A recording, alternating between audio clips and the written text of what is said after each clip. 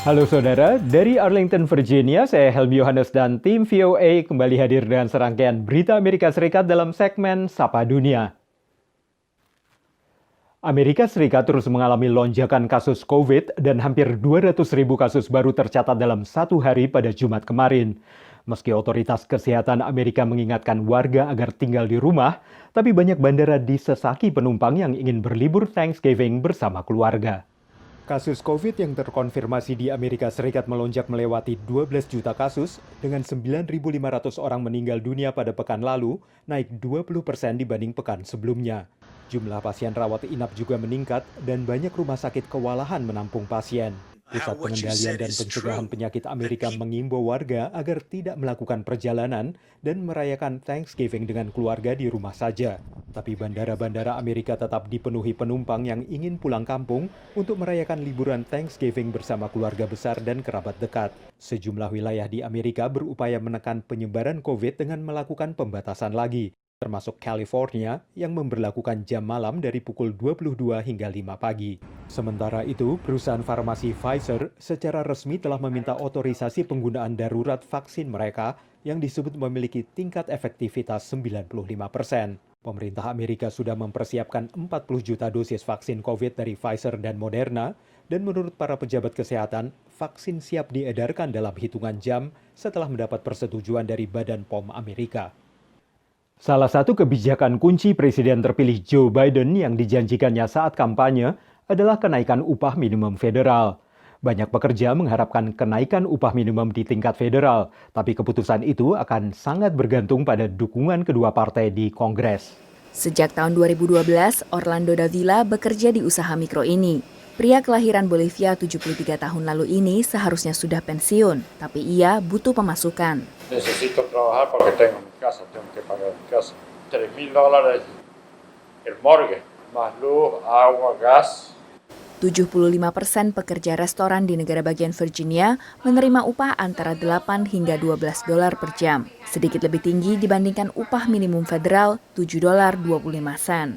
Presiden terpilih Joe Biden menjanjikan upah minimum federal naik 2 kali lipat menjadi $15 per jam. Chloe Swanson, direktur kreatif restoran ini, ingin mendukung pekerjanya. Ia sadar biaya hidup meningkat beberapa tahun belakangan. Tapi ia setuju dengan pernyataan Presiden Donald Trump dan Partai Republik yang menilai peningkatan upah akan menekan para pelaku bisnis. Because you realize that you have to have some major budgetary cuts, perhaps even just staffing cuts. I do believe we are overdue for a minimum wage raise. I think it's something that should be done incrementally. Rancangan undang-undang yang mengatur hal tersebut saat ini tertahan di Kongres karena Partai Republik dan Demokrat tidak bisa menemukan jalan tengah.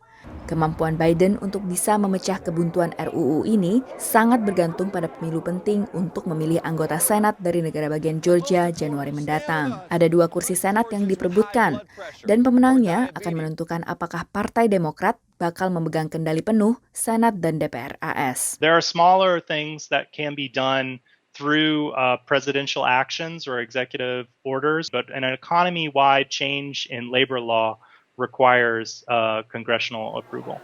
Demikian laporan VOA. Saudara, akhir pekan setelah Thanksgiving menandai dimulainya belanja Natal di Amerika, dan warga yang berbelanja biasanya disambut Sinterklas toko yang mendengarkan permintaan hadiah dari anak-anak. Tapi tradisi itu kini sulit dilakukan akibat pandemi COVID, meski masih ada sebagian toko yang menggelar temu Sinterklas dengan metode yang dimodifikasi untuk era COVID. Sinterklas kembali hadir, tapi di tengah pandemi, pengunjung ke pusat belanja di Bridgeport, negara bagian Connecticut ini tak bisa duduk di pangkuan Santa seperti tahun-tahun sebelumnya. Mereka hanya bisa duduk di depannya dibatasi kaca pleksi dan menyampaikan permintaan mereka untuk hadiah Natal nanti. A unicorn? Oh, unicorn's fun. Anak-anak tetap senang dan orang tua pun merasa nyaman dengan protokol kesehatan baru untuk belanja pranatal era COVID. You know, even though we're in a pandemic, it's important that the kids are still able to be kids and still keep up with the regular traditions. But it was good that we got to see him in person, even if they couldn't sit on his lap.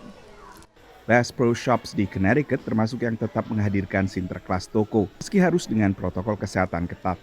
We opened up the reservations 7 days in advance, and they're done every 15 minutes for 5 customers. It's very important that we had all the safety features in place, all the social distancing, temperature taking, the wonderful things we have to offer between, Santa Wonderland Shield here and the cleaning that we do between each and every guest.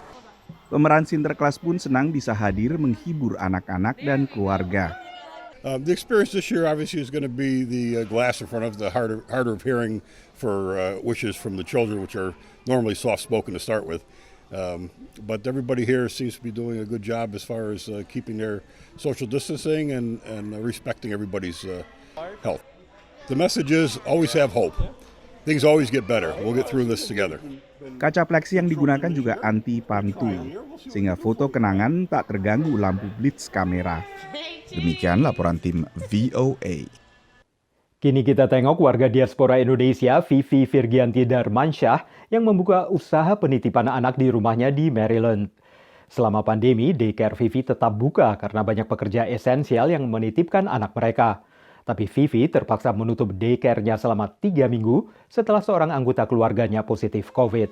Setiap pagi, John Cloud Margot mengantarkan kedua putrinya untuk dititipkan di rumah Vivi Virgianti Darmansyah, diaspora Indonesia di Middletown, Maryland. Vivi sempat memiliki asisten, tapi setelah aturan tinggal di rumah diterapkan, ia bekerja sendiri untuk mencegah penularan virus corona dari luar. Karena waktu itu kan peraturannya pas akhir Maret itu semua ditutup kecuali untuk anak essential worker gitu. Namun daycare ini sempat tutup ketika salah satu anak Vivi positif COVID-19. Gejalanya ringan banget gitu, seperti pilek biasalah, cold gitu kan ya. Ketika dites 3 hari kemudian ternyata dia positif, itu bikin panik juga gitu ya, karena saya ada anak-anak, ada 7 orang anaknya gitu kan, terus family-nya gimana, saya mikirnya family-nya, grandparents-nya, segala macam. Selain menutup tempat penitipan anaknya, Vivi sekeluarga juga melakukan isolasi mandiri selama 3 minggu. Miss